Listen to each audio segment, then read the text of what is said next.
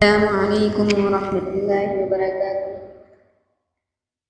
الحمد للہ وکفی وسلام علی عبادہ الذین اصطفی، اما بعد فاعوذ باللہ من الشیطان الرجیم، بسم اللہ الرحمن الرحیم۔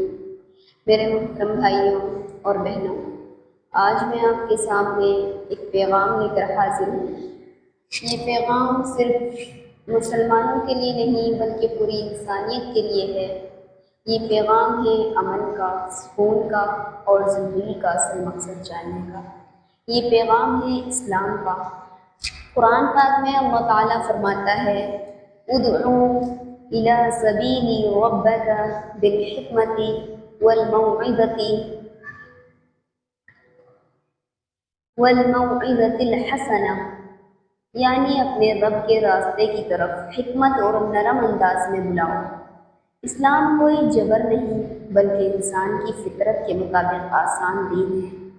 اللہ کی وحدانیت سورہ اخلاص میں اللہ تعالیٰ فرماتا ہے، قل هو اللہ احد اللہ الصمد، یعنی اللہ ایک ہے، نہ کسی کو جنا اور نہ کسی سے جنا گیا۔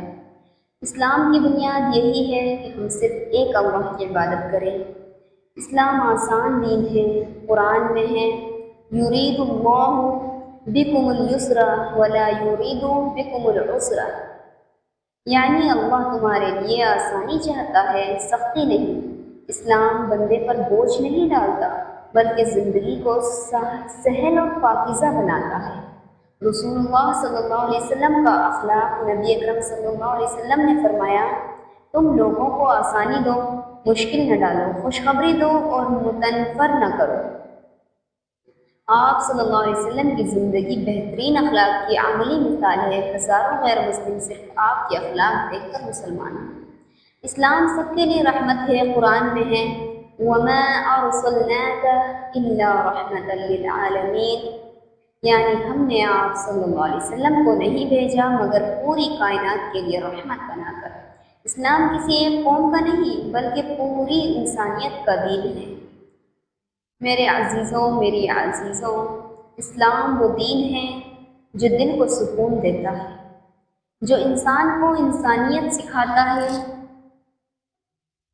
اور جو ہمیں بتاتا ہے کہ ہمارا اصل مقصد اللہ کی عبادت اور اس کی رضا ہے۔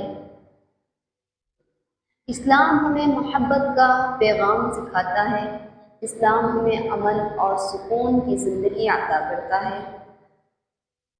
اگر آپ دل سے حقیقت تلاش کرنا چاہیں تو قرآن کا مطالعہ کریں، محمد صلی اللہ علیہ وسلم کی سیرت پڑھیں اور اپنی آنکھوں سے دیکھیں کہ اسلام روشنی ہے، محبت ہے، سکون ہے۔ آخر میں صرف اتنا ہی کہنا چاہوں گی، اسلام قبول کرنے سے انسان اپنی اصل پہچان اور حقیقی کامیابی کو پا لیتا ہے۔ آئیے اس روشنی کو گلے سے لگائیں۔ السلام علیکم ورحمۃ اللہ۔